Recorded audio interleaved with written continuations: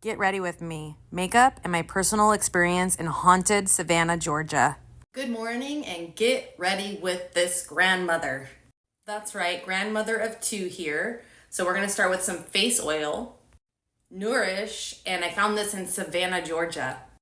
And you can buy it online because I don't live in Savannah, Georgia. I was just visiting with some friends, which you guys was such an amazing trip. It was the cool, like, especially if you like history and true crime and all of that stuff. But Savannah is really old. It's like where they have like the Marshall House, which was kind of like a hospital for like military and whatnot. Yeah, some pretty gruesome stuff happened in Savannah, that's for sure. You should look into it. Like, there's so many ghost tours that you can take there. A ton of people passed away there from yellow fever, mosquitoes. My friend knew that would be a place that I would love to go. I had no idea what Savannah, Georgia I didn't even know what Savannah, Georgia was. So I just kind of walked in there not knowing what we were like doing there. Of course, I just wanted to hang out with my girls, but yeah, I was so surprised that like the entire place was like a haunted place. So we stayed at this old like cotton factory, like they turned into a hotel, and it was really cool. It was overlooking like this big river that had like these boats going across. We stayed in the top portion, which is an add-on. It's newer. The bottom was believed to be haunted by slaves. We weren't supposed to go down there. But here's a view from our room of the river. And here's the view from our balcony. Oh my gosh, it was so beautiful there, you guys. And so much to tell. So many stories. So much happened there.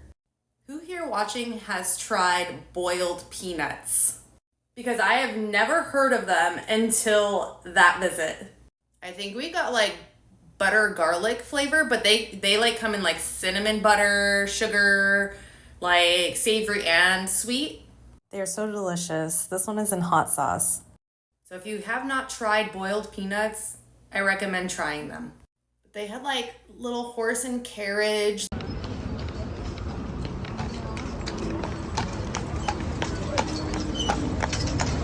This is like real neighborhoods, and it's a bunch of quarters, and it's humongous. And the houses there are old, and I mean old, like 1700s type stuff. This one was trying to set the vibe with that flickering light. So old, so much history, so very beautiful.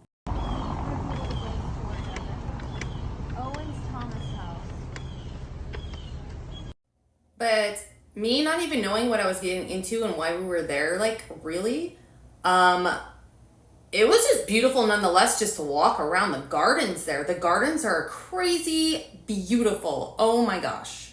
The colors of these gardens, the pictures really bring out how truly beautiful the colors were. It is incredible. It was so enchanting. Sunsets just felt like heaven. So like when you take the ghost tour, which I would highly recommend because everything that's out there has a story to it, and you have no idea what's going on unless you have somebody explain it to you. This was our tour guide, such a lovely lady. But they have like this really, really ancient hanging tree there where they used to hang people, when they committed crimes and whatnot. And they told a story of like this young girl and how like they show you like where she was held, where like the prison cell was. Here is the hanging tree. Just to the left, I don't show you, is a Walgreens, and that's where the prison was. Prisoners could see the tree from their cell. And I don't know if I want to say I believe in ghosts and whatnot, but I'll tell you some really weird stuff happened there. So they say when you go through like that graveyard there, the cemetery, where most of the people were buried, that like all this crazy stuff happened to. Like seriously, there's so many stories. I didn't even hear them all, and I went on a few hour like ghost tour, and it's just like, it's amazing. It's really fascinating. Anywho, my friend Andrea and Brittany and I were walking through the graveyard, the cemetery, whatever you want to call it. And like they say that a lot of people get an uneasy kind of like stomach sickening feeling, which I did get. And I don't really fully believe in this stuff, but it was just really odd that I really did feel that. And my phone started glitching out like crazy. I was trying to take all these pictures with the girls and take pictures of these like headstones because they were so like fascinating to me. And my phone glitched out, cut out, like would not work. Like I actually had a hard time getting my phone to work. The girls were trying to help me like that whole evening after we got back to the hotel. And it's just... I was like really upset because I really wanted to take more pictures through this trip. Nobody's allowed in after 8 p.m. They were having issues with people doing rituals and whatnot. Oh my gosh, we're about to walk in.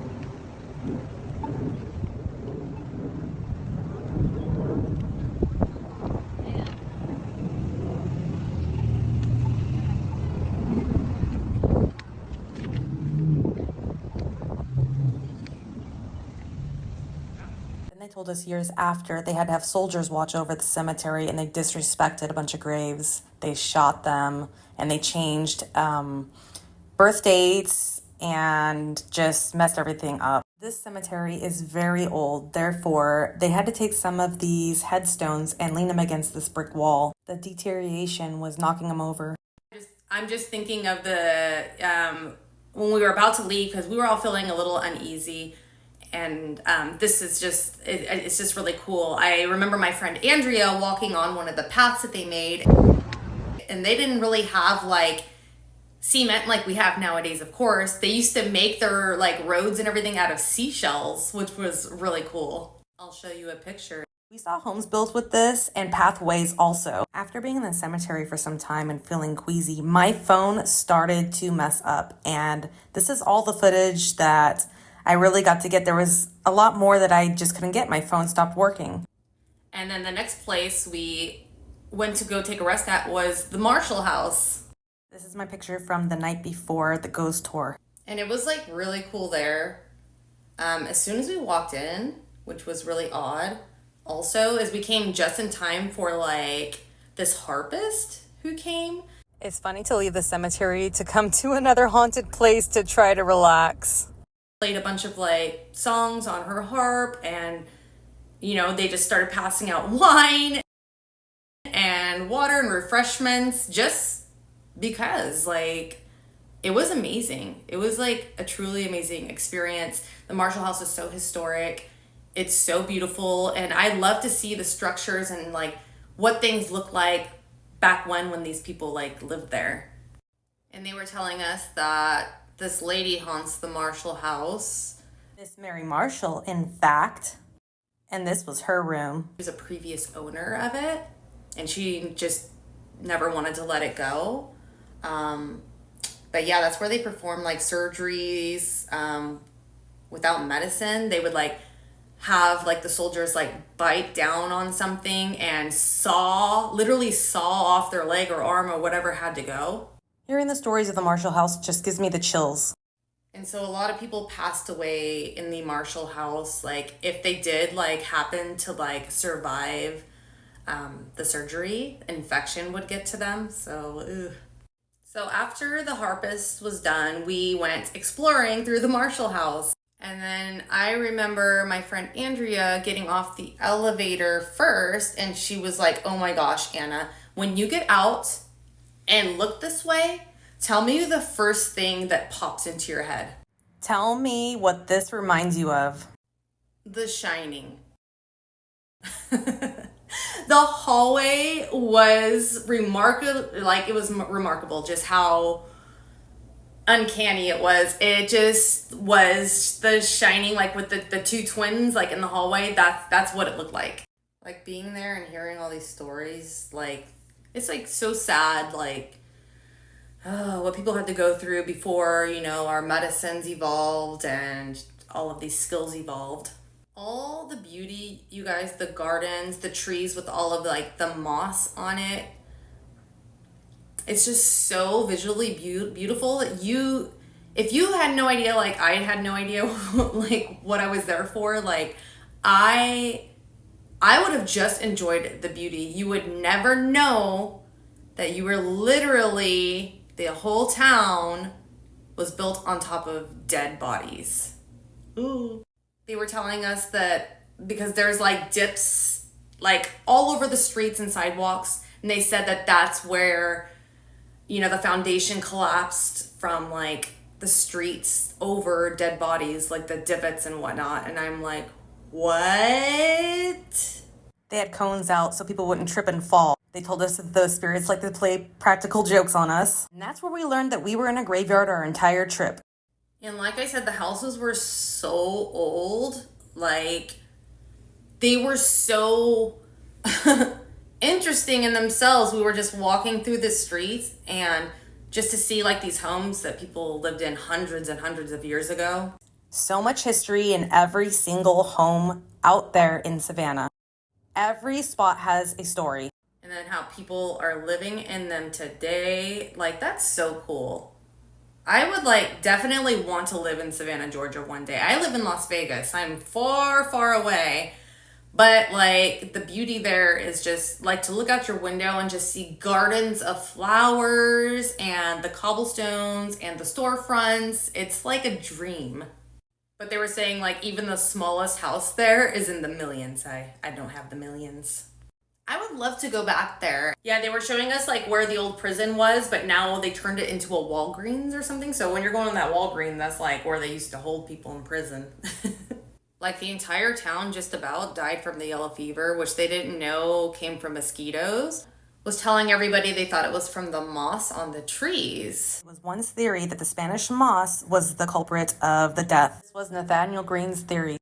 So he ordered people to go up to the trees and cut all the moss off the trees, which was like, it's impossible. It grows so fast, like there's no way to get rid of that kind of moss. And that many trees, there are so many. And so like this guy, like till his death, was trying to save the rest of the town by cutting, like having this moss cut off this tree, not knowing it was like a huge waste of time, but because so many people were dying, they literally like there was people dying so fast from this yellow fever that they had to stack bodies and stack bodies and stack bodies, like mounds of bodies all over the town. It's really terrible and sad. So when he passed away, they buried him in one of the quarters. And our hotel was next to a Marriott, which used to be like an electric company. We had breakfast there. It was really cool. So you have your choices if you want to go to Savannah. Anyway, back to what I was saying. So when he passed away, they buried him in one of the quarters there. And you know what's so crazy is like they had us look up and ask us if we saw something unusual. And right away, you can see that the tree in where he was buried in that quarter had no moss on it. Like he was still trying to protect the town after he had passed away. Seeing the Spanish moss everywhere, you could tell immediately. And that was one of the things I could not explain. Like, being someone who like doesn't really believe in that stuff. That was really odd. Like I don't know. That was really weird. There was this like giant, beautiful church out there too. It was so humongous and just so ornate. Like it was so pretty. This photo does no justice of how tall this was. So not only was everything built on dead bodies from all these people with yellow fever and whatnot, but when the man who built the town, that man is General James Oglethorpe. Built on top of, yes, you guessed it, an ancient Native American burial ground. Very bad joob. So they were just off to a rough patch from the get-go. And there was much, much more. Like I said, I didn't even get to see everything because there's so much to see. But even like just walking around town to the storefronts, like everything was so pretty. They had like little antique stores and a voodoo store found us. There were some dark things in there, as you can see right there. But then there was like sage and healing items, like t-shirts and books and some like gothic dresses, which were really cool. And just some apothecary jewelry, knickknacks, oil, perfume, soaps. My friend said that you do not find a voodoo store, the voodoo store finds you. But it was like really gothic looking in there and really cool. I found like this book on the Labyrinth, the one with David Bowie. It's really cool. It has like the original illustrations of like the ideas of the movie and all kinds of cool stuff about the characters and the people. There was all kinds of really cool, unique things in there. And they also had the biggest dog treat store I had ever seen in my life. Look how cute the outside is. And then inside is a true dog's paradise. They had everything you can think of, the cutest, most unique snacks for your pups.